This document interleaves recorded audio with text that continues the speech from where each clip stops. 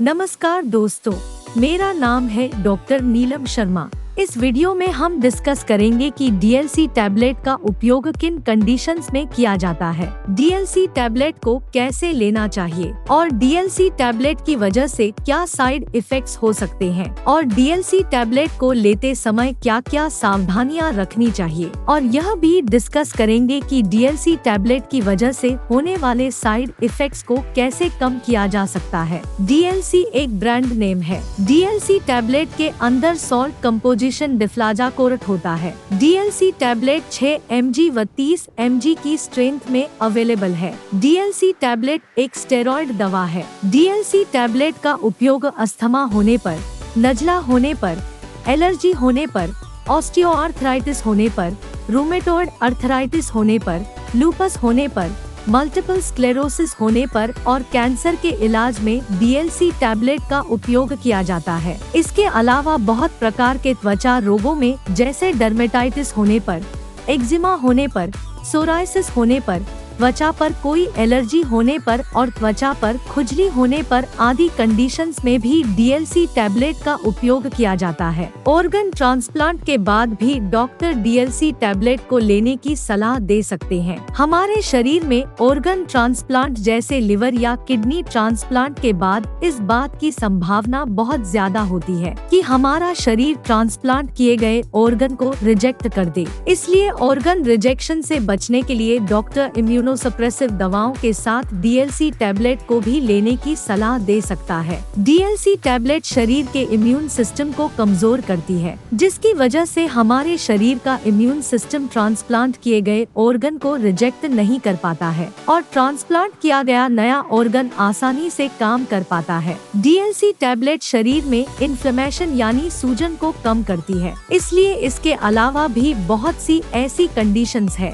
जिनमें आपका doctor DLC tablet को लेने की सलाह दे सकता है। दोस्तों, अगर आपको वीडियो पसंद आ रहा है तो कृपया वीडियो को लाइक करना व चैनल को सब्सक्राइब करना न भूलें। अब हम डिस्कस करेंगे कि डीएलसी टैबलेट की वजह से क्या साइड इफेक्ट्स हो सकते हैं। अगर आप डीएलसी टैबलेट का सेवन लंबे समय तक या ज्यादा डोज में करते हैं तो डीएलसी टैबलेट की वजह से साइड इफेक्ट्स होने का जोखिम भी अधिक हो जाता है। अगर आपका डॉक्टर आपको डीएलसी टैबलेट को केवल 1 या 2 सप्ताह के लिए डीएलसी टैबलेट को लेने की सलाह देता है तो साइड इफेक्ट्स होने का जोखिम भी कम ही होता है। डीएलसी टैबलेट की वजह से उल्टी आने का मन होना, सिरदर्द होना, पेट में बेचैनी होना, घबराहट होना और स्वभाव चिड़चिड़ा हो सकता है व डिप्रेशन भी हो सकता है। इसके अलावा डीएलसी टैबलेट की वजह से चक्कर आना, शरीर में थकान होना, भूख का बढ़ना, वजन का बढ़ना व नींद न आने की समस्या भी हो सकती है। कुछ व्यक्तियों में डीएलसी टैबलेट की वजह से हाथों व पैरों में सूजन भी हो सकती है और मांसपेशियों में दर्द हो सकता है। लंबे समय तक डीएलसी टैबलेट को लेने से शरीर की इम्यूनिटी कमजोर हो सकती है। लंबे समय तक डीएलसी टैबलेट का सेवन करने की वजह से लिवर डैमेज व ऑस्टियोपोरोसिस हो सकता है। ऑस्टियोपोरोसिस एक हड्डियों का रोग है जिसमें शरीर की हड्डियां बहुत ही कमजोर व अंदर से खोखली हो जाती है और हल्के से प्रेशर या गिरने की वजह से भी हड्डियों में फ्रैक्चर हो सकता है। डीएलसी टैबलेट की वजह से ब्लड शुगर लेवल अधिक हो सकता है और डायबिटीज होने का जोखिम भी अधिक हो जाता है। डीएलसी टैबलेट की वजह से शरीर की घाव भरने की क्षमता कम हो सकती है और कोई चोट लगने के बाद घाव को भरने में लंबा समय लग सकता है। लंबे समय तक डीएलसी टैबलेट का सेवन करने से आँखों में कैटरेक्ट या ग्लूकोमा हो सकता है, जिसकी वजह से आँखों की देखने की दृष्टि कम हो सकती है। लंबे समय तक डीएलसी टैबलेट का सेवन करने से शरीर की त्वचा पतली हो सकती है और त्वचा पतली होने की वजह से त्वचा में दरारें पड़ सकती है।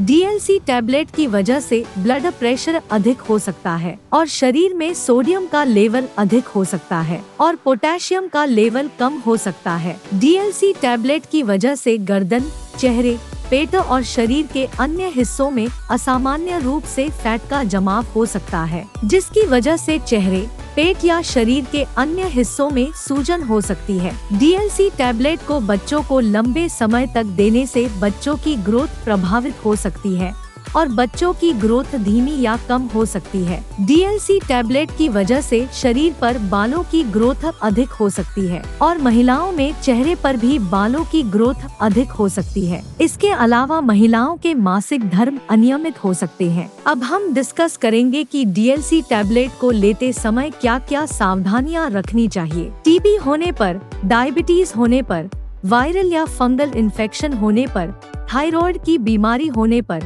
पेट में अल्सर होने पर, किडनी या लिवर की कोई गंभीर बीमारी होने पर, ऑस्टियोपोरोसिस होने पर और मायस्थेनिया ग्रेविस होने पर आदि कंडीशंस में DLC टैबलेट को बहुत ही सावधानी से दिया जाता है। इसलिए इन कंडीशंस में डॉक्टर की सलाह के बिना DLC टैबलेट को नहीं लेना चाहिए। प्रेग्नेंट महिलाओं और स्तनपान करा रही महिलाओं के लिए DLC टैबलेट का सेवन करना सुरक्षित व रिकमेंडेड नहीं है। अब हम डिस्कस करेंगे कि DLC टैबलेट को कैसे लेना रिकमेंडेड होता है। DLC टैबलेट को खाना खाने से पहले भी लिया जा सकता है और खाना खाने के बाद भी लिया जा सकता है। DLC टैबलेट की डोज उम्र, शरीर के वजन और बीमारी की गंभीरता के आधार पर सभी व्यक्तियों में अलग अलग हो सकती है। इसलिए डॉक्टर की सलाह के बिना DLC टैबलेट को लेना शुरू नहीं करना चाहिए। अब हम डिस्कस करेंगे कि DLC टैबलेट की वजह से होने वाले साइड इफेक्ट्स को कैसे कम किया जा सकता है।